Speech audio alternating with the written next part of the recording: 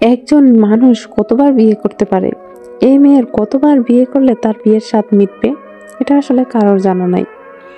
দেশে এখনো অনেক মেয়েরা আছে যারা একটাই বিয়ে করতে পারে না, এমন অনেক ছেলেরা আছে যারা একটাই বিয়ে করতে পারতেছে না।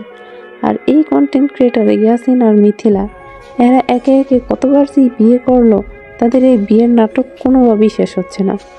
দেশে বর্তমানে ভূমিকম্প চলতেছে, যেখানে মানুষ ভয়ে আতঙ্কে, সারা শহরের মানুষ আতঙ্কে আছেন। এই নিয়ে কতবার ভূমিকম্প হয়ে গেল, কত মানুষের কত ক্ষয়ক্ষতি হয়েছে, কত দালান কোঠা ফাটল ধরেছে, ভেঙে যাবে, সেই নিয়ে মানুষের টেনশনের শেষ নেই।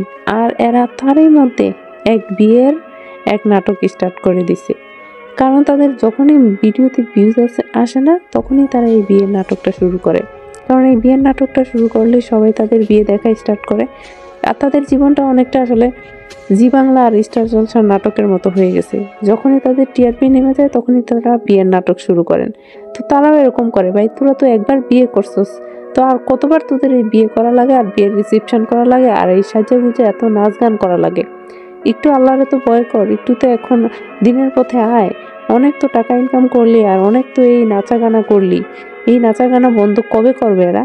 এদের আসলে কোনো দিন সৃষ্টিকর্তা যদি আরো বড় কোনো কিছু দেশে ঘটায়, আরো কোনো দুর্যোগও দেয়, তাদেরও হাতে কিচ্ছু যায় আসবে না।